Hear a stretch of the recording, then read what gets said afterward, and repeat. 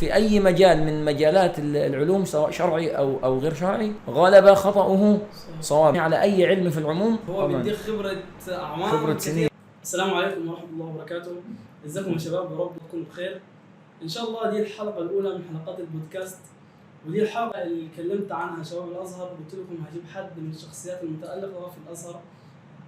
في الحلقة دي الشيخ عبد الرحمن هيكشف لنا أسرار من جوه الكواليس، هيقول لنا تجربته في الأزهر، هيقول لنا نعمل إيه ونتجنب إيه، وإزاي تبني نفسك كإنسان مش بس كطالب في الأزهر الشريف. وبما إنك داخل كلية من كليات الأزهر أو داخل جامعة الأزهر، فأكيد الفترة دي بيدور في ذهنك سؤال، وهو هعمل إيه أو هبدأ منين؟ الشيخ عبد الرحمن هيقول لنا عن كل ده. ومرحبا بك يا شيخ عبد الرحمن. أهلا وسهلا. الله يبارك فيك.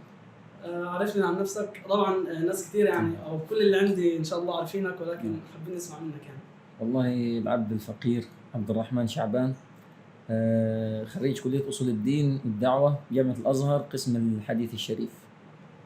ان شاء الله. طلاب كثير حابين يعرفوا كأزهر شريف انت بتدخل، هم عارفين ان انت بتدخل المفروض يكون مطلوب منك ان انت تحفظ القرآن الكريم. تمام. ممكن نكلمنا شوية عن القرآن الكريم، رحلتك كانت ازاي؟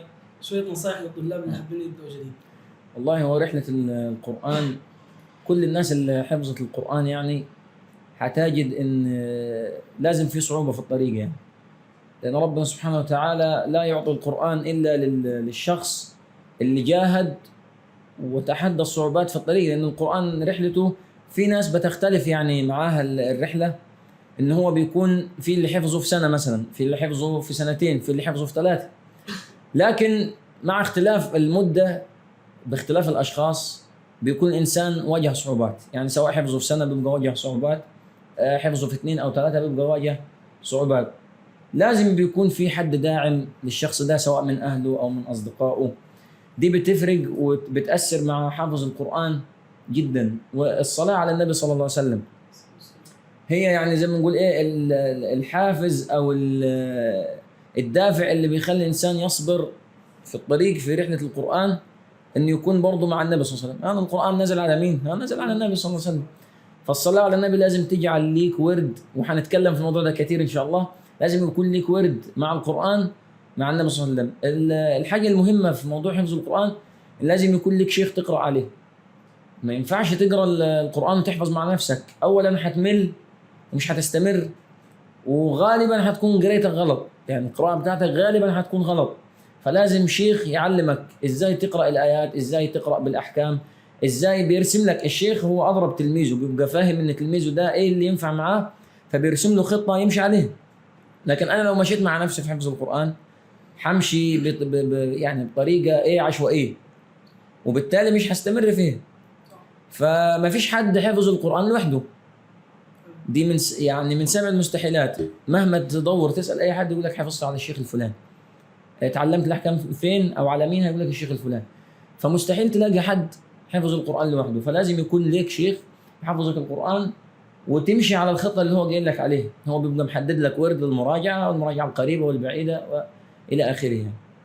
فلكن الرحلة مع القرآن والله يعني لا يشعر بلذة القرآن إلا الناس اللي جربوا القرآن. ما أنت لو جبت واحد ما يعرفش حاجة عن القرآن أو ما حفظش، لو قعدت تتكلموا عن حلاوة القرآن مش هيصدق. هو مصدقك بس ما فيش من جواه اقتناع، لأنه هو ما جربش الحاجة دي. وكانوا أسيادنا يقولوا من ذاق عرف، يعني اللي جرب عارف طعم الحاجة. أنت لو واحد لما تيجي تقول له أنا إيه رأيك في عصير البرتقال ده وهو في الكوباية، بالتالي مش هيقول لك ايه الطعم او ايه الاحساس، لانه ما جربهوش ما دقوش. فدي الفكره برضه لما تجي تكلم حد عن القران. لا، فحتى لذة القران ربنا سبحانه وتعالى مش هيديها لك برضه في بدايه الطريق، مش هيديها لك في بدايه الطريق، مش هتحس بيها غير بعدين. فاللي بيصبر بينول. فرحة القرآن يعني ربنا يجعلنا وإياكم من أهل القرآن إن شاء الله. حاجة ثانية ممكن يعني تكون ان مهما اصلا حد فينا علي في مرتبته في القران الكريم، فهو بيكون محتاج لشيخ اكبر منه انه يسمع معه او يتابع معه، ايا كان المرحله اللي هو فيها عامه، فهو بيحتاج لحد يسمع معه او يتابع معه طبعا. فدي يعني دي هي هكذا السنه يعني، لان الصحابه تلقوا القرآن عن النبي صلى الله عليه وسلم. بعد كده علموه لأبنائهم اللي هم كانوا الصحابة الصغار، بعد كده التابعين. يعني هو حتى القرآن في التعريف هو إيه؟ المنقول إلينا بالتواتر. فإزاي نقل إلينا بالتواتر؟ بمعنى إن هو اتعلموه من النبي، الصحابة علموه بقى لمين؟ للي بعديهم، اللي بعديهم بقى علموه للتابعين لحد إيه؟ يومنا ده. فنقل إلينا بالتواتر، فلازم أنا أتلقى القرآن. حتى ربنا قال له وإنك لتلقى القرآن من لدن حكيم عليم. فهو بالتلقي، فبالتالي من غير تلقي يبقى هتلقى الموضوع عندك يعني في خلل. حتى كان في مقولة دائما بتتقال، وهي مش على القرآن يعني خاصة، ولكن هي على أي علم في العموم، بتقول إيه؟ من كان شيخه كتابه غلب خطأه صوابه، من كان شيخه كتابه غلب خطأه صوابه. بمعنى ان انت ما ينفعش تبقى شيخ نفسك يعني، فلازم يبقى ليك معلم في اي مجال من مجالات العلوم، سواء شرعي او غير شرعي. لازم يبقى ليك شيخ هو اللي يعلمك وتسير على نهجه او بالخطه اللي هو بيقول لك عليها. نعم.